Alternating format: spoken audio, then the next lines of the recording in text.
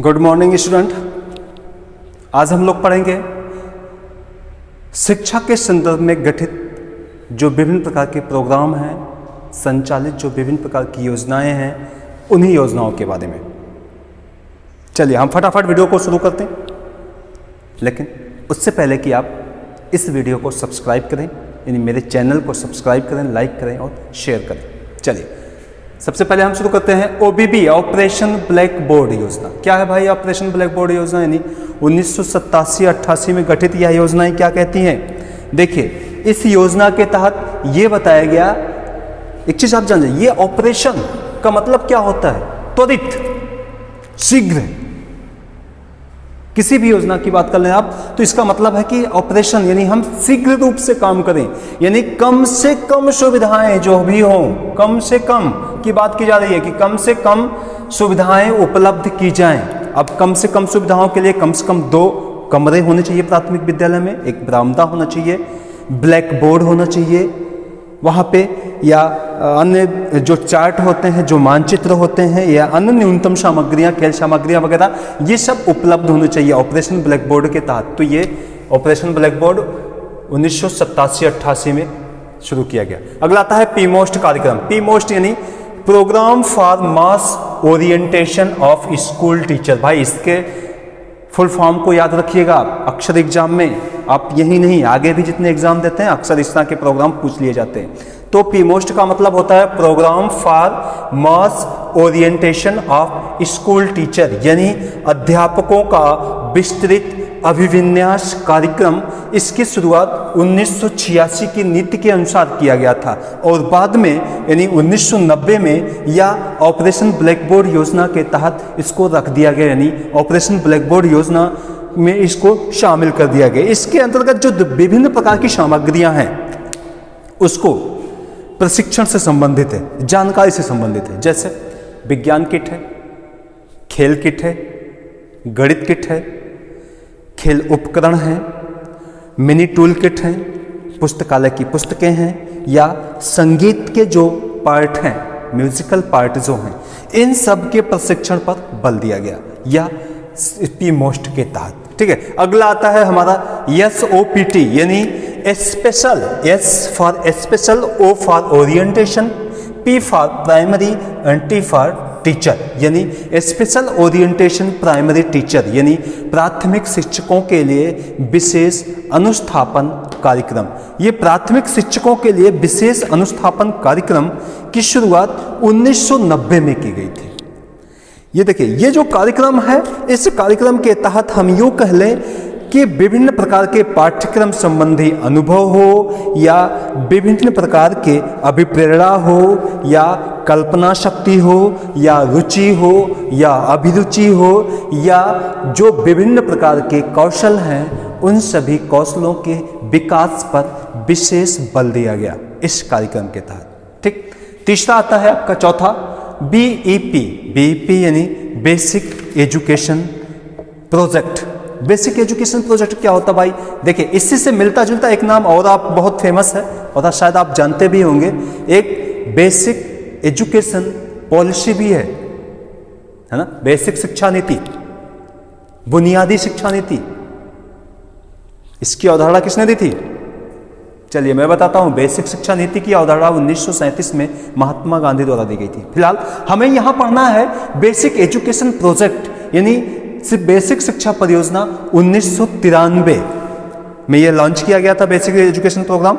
देखिए इस योजना के तहत, यानी इस प्रोजेक्ट के तहत कुछ ऐसे जिलों को चिन्हित किए गए थे, जैसे सबसे पहले इसके अंतर्गत 10 जनपदों को चिन्हित किया गया था। वाराणसी था आपका, लखीमपुर खीरी था, और नैनीताल था, अलीगढ़ था, सीतापुर था, इटावा था, इलाहाबाद था, इस तरह के थे। पहले तो ये जो आपका नैनीताल है, बांदा है, पीढ़ी है, ये सब तो पहले यूपी में थे, बाद में चेंज कर दिए गए, है ना। तो इस तरह की जो प्रक्रियाएं हैं या बेसिक एजुकेशन प्रोग्राम के तहत रखी गई थी, यानी इन जिलों में जो 100% नामांकन की बात कर लें आप, शिक्षा व्यवस्था की गुणात्मकता की बात कर लें आप, या जो वहाँ पे उपलब्धता है उसमें सुधार की बात कर लें, तो ये सब चीज़ें इसमें रखी गई। अगला आता है हमारा जनशाला कार्यक्रम। जनशाला कार्यक्रम यानी जनशाला प्रोग्राम यूएन के द्वारा संचालित, यूएन यानी यूनाइटेड नेशंस की बात कर रहे हैं हम, यूएन के द्वारा संचालित यह कार्यक्रम 15 अगस्त 1995 को लागू किया गया। अब 15 अगस्त 1995 को जो ये कार्यक्रम लागू किया गया था, देखिए यह कार्यक्रम सबसे पहले 8 स्टेट यानी 8 राज्यों में लागू किया गया था। 8 राज्यों के कुल 3-3 शहरों में लागू किया गया था। 80 ब्लॉक को चिन्हित किया गया था। ये इतने जगहों पे यह कार्यक्रम यानी जनशाला कार्यक्रम संचालित किया गया।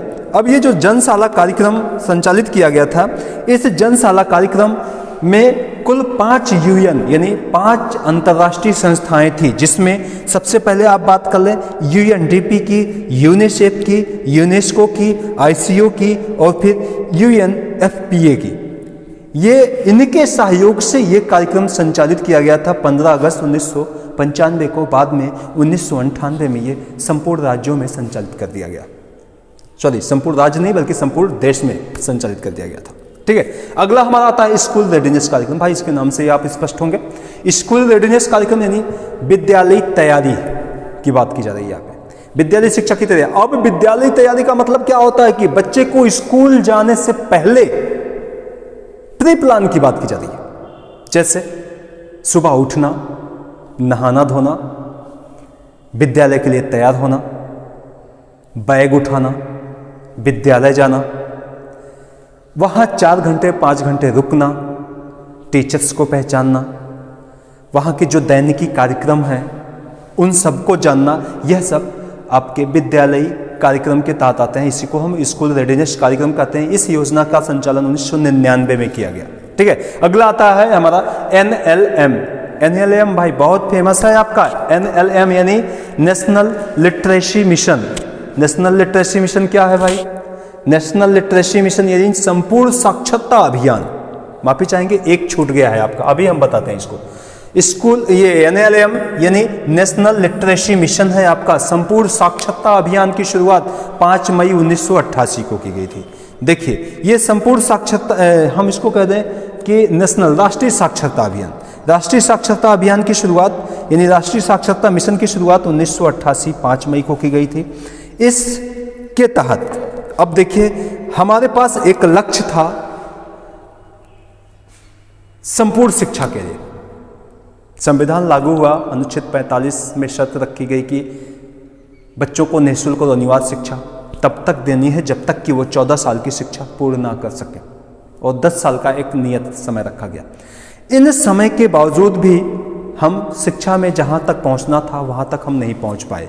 यदि हम 2000 की बात कर लें तो 2000 में 50 करोड़ लोग निरक्षर थे।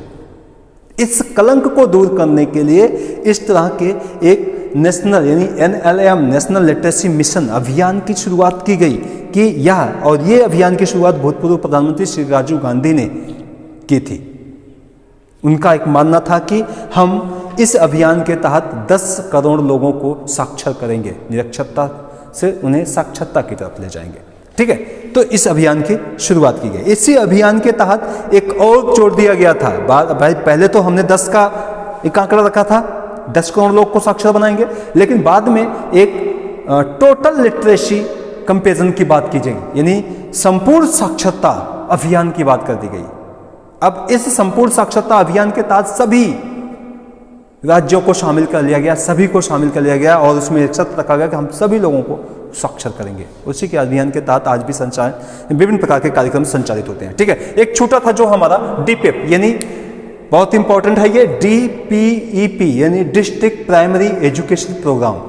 डिस्ट्रिक्ट प्राइमरी एजुकेशन प्रोग्राम यानी जिला प्राथमिक शिक्षा कार्यक्रम की संचालन यानी शुरुआत 1994 में किया गया था। देखिए ये जो जिला शिक्षा प्राथमिक कार्यक्रम है, इसके शुरुआत जो 1994 में किया गया था, इसके तहत जो हमारे प्रक्रियाएं थी, प्रक्रियाएं का मतलब है कि जो योजनाएं थी, जो प्रोग्राम थे हमारे पास, उन प्रोग्राम के तहत, उन योजनाओं के तहत, उन साधनों और संसाधनों के तहत गुणात्मक शिक्षा दिया जाए। प्राथमिक बच्चों को गुणात्मक शिक्षा दिया जाए। अब गुणात्मक शिक्षा देने के लिए यानी विभिन्न प्रकार के जो हमारे पास साधन उपलब्ध हैं उन साधनों का प्रयोग किया जाए, उन साधनों को सही तरीके से लागू किया जाए, या उन साधनों के माध्यम से हमारी जो शिक्षा प्राप्त करने या प्रदान करने की व्यवस्थाएं हैं उसको प्रभावशाली बनाई जाए। तो इसके लिए देखिए जो प्रमुख उद्देश्य हम बात कर लें इसके डीपीएफ के जो प्रमुख उद्देश्य थे क्या थे? शिक्षा सभी के लिए हो, एक लक्ष्य रखा गया, शिक्षा सभी के लिए होनी चाहिए। दूसरा, शिक्षा में अपव्यय और अवरोधन नहीं हो, ड्रॉप आउट की समस्या को कम करना था, खत्म करना था। इसके अलावा नामांकन 100% करना था, जो हमारा अचीवमेंट था उसमें सुधार करना था, उपलब्धता में सुधार करना था और मूल्यांकन प्रणाली में सुधार करना था। तो इस तरह के लक्ष्य रखे गए डीपीएफ के तहत। और अंतिम हमारा आता है, देखिए डीपीएफ तो कंफर्म हो गया ना आपका भाई, बहुत इंपॉर्टेंट है ये, 1994 में रखा गया था, डिस्ट्रिक्ट प्राइमरी एजुकेशन प्रोग्राम। अगला हमारा लास्ट आता है सर्व शिक्षा अभियान। सभी लोग परिचित होंगे इस सर्व शिक्षा अभियान से। यानी सर्व शिक्षा अभियान एक ऐसा अभियान जो सभी को शिक्षा उपलब्ध कराने पर बल देता है। आपने देखा होगा अक्सर किताबें खरीदते होंगे, कहीं कहीं आपको या अक्सर आप देखते होंगे बहुत सारे इसके लोगो देखने को मिलते हैं। पेंसिल होता है, पेन पेंसिल होता है, उस पर एक तरफ बॉयज़ होते हैं, एक तरफ गर्ल्स बैठे होते हैं और उसमें वहाँ पर किताबें या बैग लिए हुए होते हैं। तो उसका वह एक लोगो है सर्व शिक्षा अभियान की। इस अभियान की शुरुआत 2002 में की गई थी। देखिए ये जो सर्व शिक्षा अभियान है, इस सर्व शिक्षा अभियान के तहत हम बात कर लें तो कई सारी अपेक्षाएं की गई थी। वह कई सारी अपेक्षाएं यानी इसके महत्व जो है, एक आंतरिक रूपांतरण की है, गुणात्मक सुधार है, शैक्षिक सुविधाओं के विस्तार है, संवैधानिक प्रयास है, अकादमिक प्रयास है, बहुत सारी चीज़ें इसमें शामिल किया गया सर्व शिक्षा अभियान के तहत। ठीक है, बस आज हम यहीं तक अपना वीडियो रखते हैं।